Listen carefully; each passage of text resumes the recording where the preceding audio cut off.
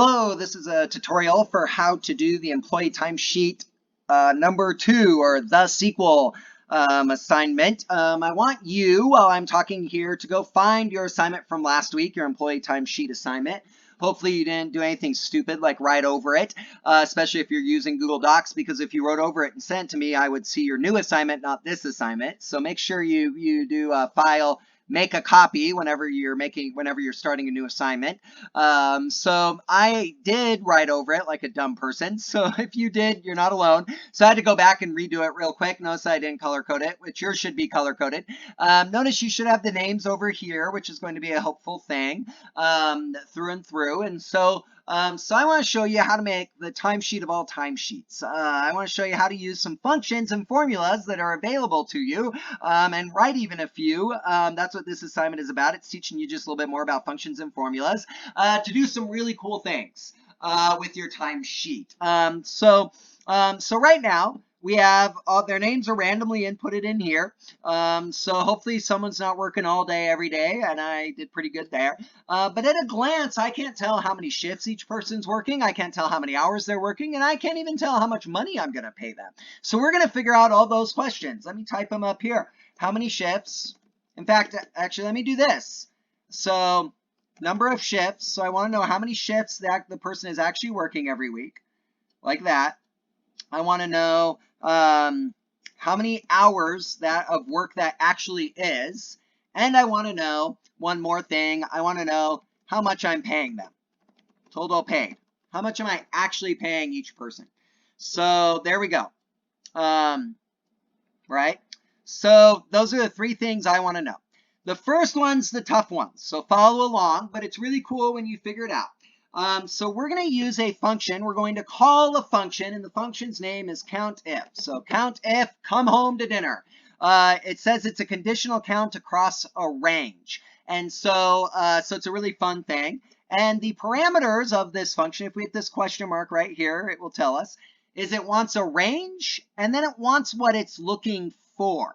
And so a range and a criteria is what it's looking for. So our range are all the names right here. My range is B4 to E10. That's the range. And right now, it is looking for the exact same value as G4. So we are telling this, look in this range, this little dotted line, brown, orange box on here, whatever color it is on your screen. It's brownish orange on mine. And you are looking for any cell in this range that has the same value in it as G4. And Tim has 8 shifts. Let me say that again.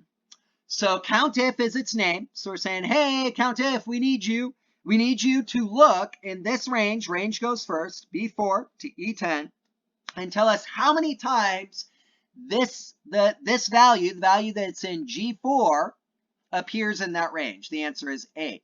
Notice what happens if I goof up and I write Tim space and hit enter. Now it's 0. But Tim's here and Tim's there and Tim's there and Tim's there.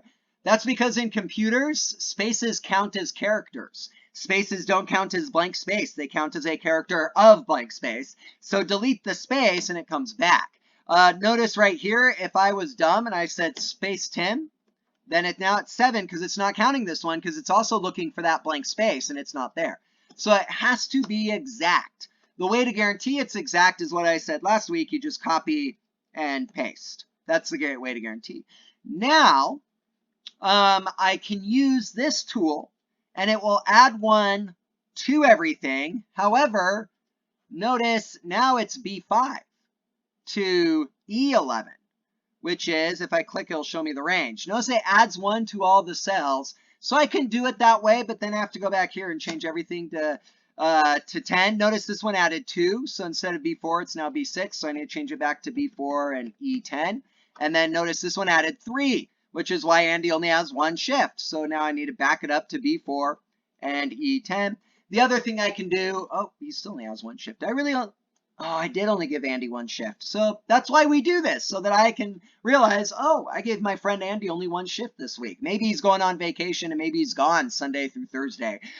So maybe he asked for that. I don't know. But that's why we do this. I actually gave all the other ones equal shifts, 8, 8, and 8. Look at that. I didn't even do that on purpose. And so notice the only thing that changes here is what it's looking for. This one's looking for Tim. This one's looking for G5, which is Lisa. This one's looking for G6, which is Julia. This one's looking for G7, which is Andy. So now I know how many shifts they worked.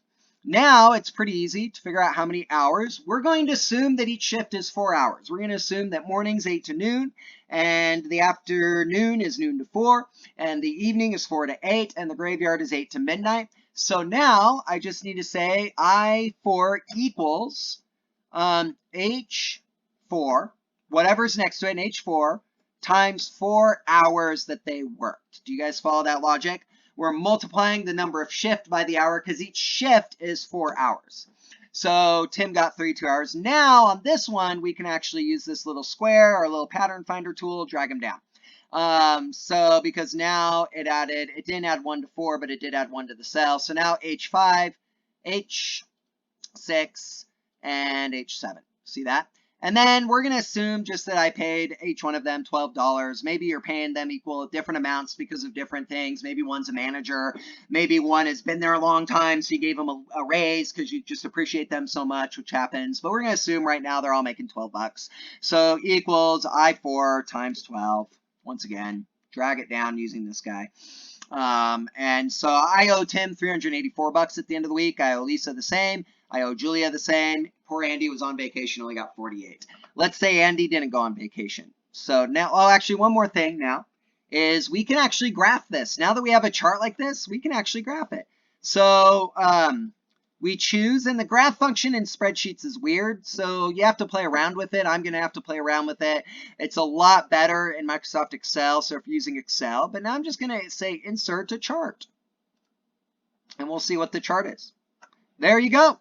So it gives us each person, and it tells us the number of shifts, how many hours they worked, and the total amount paid. You notice the total paid is the largest because it's not counting hours or shifts, it's counting dollars. And so we can change the axis. The y-axis is good. That's the names, G3 to G7. But the series, let's delete. You can actually delete the series. So it's graphing 3 things right now. I don't want to know that. I just want to know how much I paid each person. So we're going to remove total hours, and we're going to remove the shifts. There we have a much better cell. Use row 3 as header. You know, you have some options here. Play around with it. Have some fun with that. The data range is right. It's good. So there you go. And now I have a handy dandy little chart. And I can say, dude, Andy, hope you had fun on your vacation. You didn't make as much money as the other people. Okay, one more thing. Here's the other cool thing now. Let's say Andy didn't go on vacation. Let's say he worked his regular schedule, and that required him to take a morning from Tim, take an afternoon from Lisa, take an evening from Lisa, take a graveyard from Julia, take something else from Julia. I'm trying to make it equal here. Take another morning from Julia. And now it's roughly even though Tim got a little bit extra hours. Now, notice the graph changed. Notice my chart up here changed. Notice I now owe everybody 288 bucks except for Tim, who worked an extra shift. Go Tim. So now everything's good. Now what happens if I do kind of a find and replace, which is actually up here. So I don't know where it is. It's probably an edit. There's a tool up here called find and replace. Let's say Lisa quit. And so we want to find Lisa, and we want to replace with a new employee that I hired named Esther. Replace all. And done. Now it's Esther there. She still works Lisa's shift. She still gets paid as much as Lisa. She changed over here. Let's say over here, Julia took Esther's spot. And so now Julia gets a little bit of extra money and Esther gets a little bit less money. So yeah, once you have it set up, you're good to go. That's the really cool thing about using functions is once you have set it up, you just need to change the original data, which is right here, and it changes everything all across the page. You don't have to run the graph again. You don't have to write the formulas again. You're good to go, my friend. So hopefully you learned something there. Go back in time, rewind this video if you didn't. Good luck.